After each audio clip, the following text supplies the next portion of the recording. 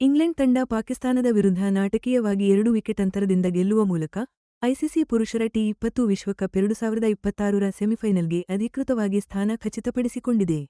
ಭಾರೀ ಪೈಪೋಟಿ ಇದ್ದ ಈ ಸೂಪರ್ 8 ಪಂದ್ಯ ಫೆಬ್ರವರಿ 24, 2026ರಂದು ಶ್ರೀಲಂಕಾದ ಕ್ಯಾಂಡಿಯಲ್ಲಿರುವ ಪಲ್ಲೆಕೆಲೆ ಅಂತಾರಾಷ್ಟ್ರೀಯ ಕ್ರಿಕೆಟ್ ಕ್ರೀಡಾಂಗಣದಲ್ಲಿ ನಡೆಯಿತು. ಈ ಪಂದ್ಯದಲ್ಲಿ ಇಂಗ್ಲೆಂಡ್ ಪಾಕಿಸ್ತಾನ ನೀಡಿದ್ದ ಗುರಿಯನ್ನ ಇನ್ನೂ 5 ಎಸೆತಗಳು ಬಾಕಿ ಇರುವಾಗಲೇ ಯಶಸ್ವಿಯಾಗಿ ಬೆನ್ನಟ್ಟಿ ಗೆದ್ದುಬಿಡ್ತು. ಪಂದ್ಯದ ಹೀರೋ ಅಂದ್ರೆ ಇಂಗ್ಲೆಂಡ್ ನಾಯಕ ಹ್ಯಾರಿ ಬ್ರೂಕ್ ಅವರ ಅದ್ಭುತ ಶತಕ.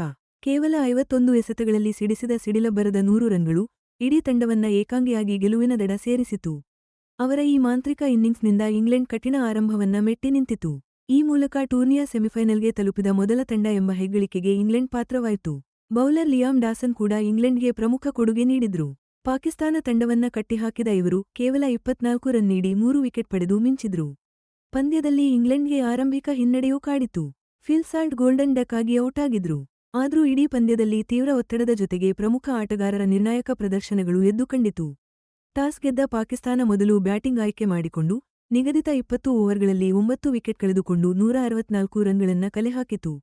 ಓಪನರ್ ಸಾಹಿಬ್ಜಾದಾ ಫರ್ಹಾನ್ ತಂಡಕ್ಕೆ ಆಸರೆಯಾಗಿ ನಿಂತು 45 ಎಸೆತಗಳಲ್ಲಿ ಅಮೂಲ್ಯ 63 ರನ್ ಸಿಡಿಸಿದ್ರು. ಅವರ ಇನ್ನಿಂಗ್ಸ್ ಪಾಕಿಸ್ತಾನಕ್ಕೆ ಬಹಳ ಮುಖ್ಯವಾಗಿತ್ತು. ಆದ್ರೆ ಫರ್ಹಾನ್ ಉತ್ತಮ ಆಟದ ಹೊರತಾಗಿಯೂ ಪಾಕಿಸ್ತಾನ ಇನ್ನಿಂಗ್ಸ್ನ ಆರಂಭದಲ್ಲೇ ವಿಕೆಟ್ ಪತನದ ಆಘಾತ ಎದುರಿಸಿತು. ಜೋಫ್ರಾ ಆರ್ಚರ್ ಸೈಮಯೂಬ್ ಅವರನ್ನ ಪೆವಿಲಿಯನ್ಗೆ ಕಳಿಸಿದ್ರೆ ಲಿಯಾಮ್ ಡಾಸನ್ ನಾಯಕ ಸಲ್ಮಾನ್ ಆಗಾ ಅವರನ್ನ ಔಟ್ ಮಾಡಿದ್ರು. ನಂತರ ಫರ್ಹಾನ್ ಇನ್ನಿಂಗ್ಸ್ಗೆ ಸ್ಥಿರತೆ ತರುವಲ್ಲಿ ಯಶಸ್ವಿಯಾದ್ರು. ಮುಖ್ಯವಾಗಿ ಬಾಬರ್ ಅಜಂ 25 ರನ್ ಜೊತೆ 46 ರನ್ಗಳ ಜೊತೆಯಾಟ ಕಟ್ಟಿದ್ರು.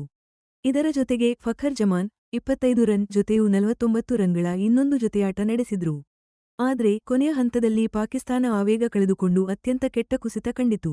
ಅಂತಿಮ 5 ಓವರ್ಗಳಲ್ಲಿ ಕೇವಲ 52 ರನ್ಗಳಿಗೆ 6 ವಿಕೆಟ್ಗಳನ್ನ ಕಳೆದುಕೊಂಡಿದ್ದು ದೊಡ್ಡ ಮೊತ್ತ ಗಳಿಸುವ ಅವರ ಆಸೆಗೆ ತಣ್ಣೀರೆರಚಿದಂತೆ ಆಯಿತು. ಇಂಗ್ಲೆಂಡ್ ಪರ ಲಿಯಾಮ್ ಡಾಸನ್ ಬೌಲಿಂಗ್ನಲ್ಲಿ ಮಿಂಚಿದ್ರು. ಕೇವಲ 24 ರನ್ ನೀಡಿ 3 ವಿಕೆಟ್ ಪಡೆದ ಡಾಸನ್ ಪಾಕಿಸ್ತಾನದ ರನ್ ಓಟಕ್ಕೆ ಕಡಿವಾಣ ಹಾಕುವಲ್ಲಿ ಪ್ರಮುಖ ಪಾತ್ರ ವಹಿಸಿದ್ರು. ಜೋಫ್ರಾ ಆರ್ಚರ್ ಮತ್ತು ಜೇಮಿ ಓವರ್ಟನ್ ಕೂಡ ತಲಾ 2 ವಿಕೆಟ್ ಪಡೆದು ಬೌಲಿಂಗ್ನಲ್ಲಿ ಉತ್ತಮ ಸಾಥ್ ನೀಡಿದ್ರು. ಇಂಗ್ಲೆಂಡ್ 165 ರನ್ಗಳ ಗುರಿ ಬೆನ್ನತ್ತಲು ಹೊರಟಿತು. ಆದರೆ ಶುರುವೇ ಸರಿಯಿರಲಿಲ್ಲ. ಪಾಕಿಸ್ತಾನದ ವೇಗಿಗಳು ತಕ್ಷಣವೇ ದೊಡ್ಡ ಸವಾಲು ಒಡ್ಡಿದ್ರು. ಇನ್ನಿಂಗ್ಸ್ನ ಮೊದಲ ಎಸೆತದಲ್ಲೇ ಶಾಹಿನ್ ಶಾ ಅಫ್ರಿದಿ ಇಂಗ್ಲೆಂಡ್ನ ಆರಂಭಿಕ ಆಟಗಾರ ಫಿಲ್ ಸಾಲ್ಟ್ರನ್ನು ಗೋಲ್ಡನ್ ಡಕ್ಗೆ ಔಟ್ ಮಾಡಿದ್ರು. ಇದು ಖಂಡಿತವಾಗ್ಲೂ ಇಡೀ ಚೇಸ್ಗೆ ಒಂದು ಆತಂಕದ ವಾತಾವರಣ ಸೃಷ್ಟಿಸಿತ್ತು. ಅಫ್ರಿದಿ ತಮ್ಮ ಮಾರಕ ಬೌಲಿಂಗ್ ಮುಂದುವರಿಸಿ ಇಂಗ್ಲೆಂಡ್ ನಾಯಕ ಜೋಸ್ ಬಟ್ಲರ್ ಹಾಗೂ ಜಾಕೋಬ್ ಬೆಥೆಲ್ ಅವರ ವಿಕೆಟ್ಗಳನ್ನು ಬೇಗನೆ ಕಬಳಿಸಿದ್ರು. ಈ ಆರಂಭಿಕ ಆಘಾತದಿಂದ ಪವರ್ಪ್ಲೇ ಓವರ್ಗಳಲ್ಲೇ ಇಂಗ್ಲೆಂಡ್ ತಂಡ 35 ರನ್ಗಳಿಗೆ 3 ವಿಕೆಟ್ ಕಳೆದುಕೊಂಡು ತತ್ತರಿಸಿ ಹೋಯಿತು.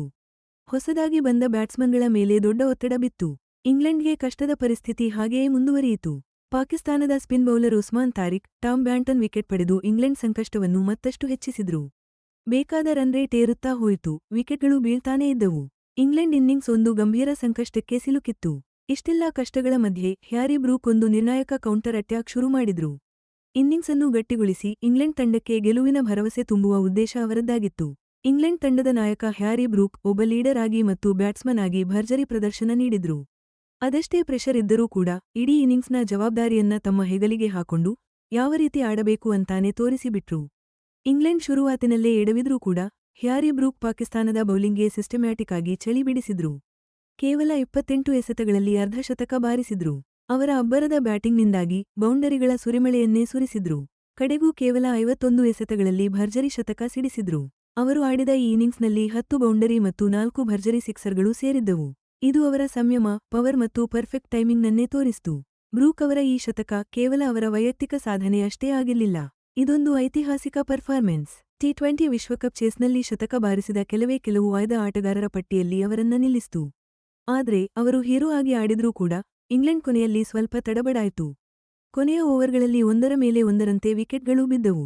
ಈ ಕೊನೆಯ ವಿಕೆಟ್ಗಳ ಪತನ ಇನ್ನಷ್ಟು ಟೆನ್ಷನ್ ಹೆಚ್ಚಿಸಿತು. ಯಾಕಂದ್ರೆ ತಂಡ ಹೇಗಾದರೂ ಮಾಡಿ ಗೆಲುವಿನ ದಡ ತಲುಪಬೇಕು ಅಂತಿತ್ತು. ಇದು ನಿಜಕ್ಕೂ ಈ ಪಂದ್ಯದ ಒತ್ತಡದ ಮಟ್ಟವನ್ನ ಎತ್ತಿ ತೋರಿಸಿತು. ಸೂಪರ್ 8 ಪಂದ್ಯ ಥ್ರಿಲ್ಲಿಂಗ್ ಅಂತ್ಯ ಕಂಡಿತು. ಗೆಲ್ಲೋಕೆ ಇಂಗ್ಲೆಂಡ್ಗೆ ಕೊನೆಯ ಓವರ್ನಲ್ಲಿ 3 ರನ್ ಬೇಕಿತ್ತು. ಕೊನೆಗೆ ವಿಕೆಟ್ ಬಿದ್ರೂ ಪಾಕಿಸ್ತಾನ ನೀಡಿದ್ದ 165 ರನ್ ಟಾರ್ಗೆಟ್ ಅನ್ನು ಇಂಗ್ಲೆಂಡ್ 19.1 ಓವರ್ಗಳಲ್ಲೇ ದಾಟಿತು. ಈ ನಿರ್ಣಾಯಕ 2 ವಿಕೆಟ್ ಗೆಲುವಿನೊಂದಿಗೆ 2026ರ ಟಿ20 ವಿಶ್ವಕಪ್ ಸೆಮಿಫೈನಲ್ಗೆ ಇಂಗ್ಲೆಂಡ್ ತಮ್ಮ ಜಾಗವನ್ನ ಭದ್ರಪಡಿಸಿಕೊಂಡಿದೆ. ಈ ಸೋಲು ಪಾಕಿಸ್ತಾನದ ವಿಶ್ವಕಪ್ ಕನಸಿಗೆ ದೊಡ್ಡ ಹೊಡೆತ ನೀಡಿದೆ. ಯಾಕಂದ್ರೆ ಮಳೆ ಕಾರಣಕ್ಕೆ ಒಂದು ಮ್ಯಾಚ್ ರದ್ದಾಗಿದ್ದರಿಂದ ಮುಂದಿನ ಹಂತಕ್ಕೆ ಹೋಗಬೇಕಂದ್ರೆ ಅವರಿಗೆ ಈ ಪಂದ್ಯ ಗೆಲ್ಲಲೇಬೇಕಾಗಿತ್ತು. ಇಂಗ್ಲೆಂಡ್ ಈಗ ಜಾಗ ಭದ್ರಪಡಿಸಿಕೊಂಡಿದ್ದು, ನ್ಯೂಜಿಲೆಂಡ್ ವಿರುದ್ಧದ ಕೊನೆಯ ಸೂಪರ್ 8 ಮ್ಯಾಚ್ಗೆ ಸಿದ್ಧವಾಗಿದೆ. ಈ ಗೆಲುವು ಇಂಗ್ಲೆಂಡ್ನ ಎದೆಗಾರಿಕೆ ಮತ್ತು ಒತ್ತಡದಲ್ಲಿ ಹೇಗೆ ಆಡುತ್ತೆ ಅನ್ನೋದನ್ನ ತೋರಿಸಿದೆ. ಅದರಲ್ಲೂ ಬ್ರೂಕ್ ಶತಕ ಮತ್ತೆ ಡಾಸನ್ ಬೌಲಿಂಗ್ ಅಬ್ಬರ ಇದಕ್ಕೆ ಸಾಕ್ಷಿ. ಈ ಮ್ಯಾಚ್ ಒಂದು ರೋಚಕ ಪಂದ್ಯವಾಗಿ ನೆನಪಿನಲ್ಲಿ ಉಳಿಯುತ್ತೆ. ಟಿ20 ಕ್ರಿಕೆಟ್ ಎಷ್ಟು ಅನಿರೀಕ್ಷಿತ ಮತ್ತೆ ಮಜವಾಗಿರುತ್ತೆ ಅನ್ನೋದನ್ನ ಇದು ತೋರಿಸಿಕೊಟ್ಟಿದೆ. ಮತ್ತು ಇಂಗ್ಲೆಂಡ್ ತಂಡವನ್ನು ಬಹುನಿರೀಕ್ಷಿತ ವಿಶ್ವಕಪ್ ಟ್ರೋಫಿಯತ್ತ ಇನ್ನೊಂದು ಹೆಜ್ಜೆ ಹತ್ತಿರ ತಂದಿದೆ.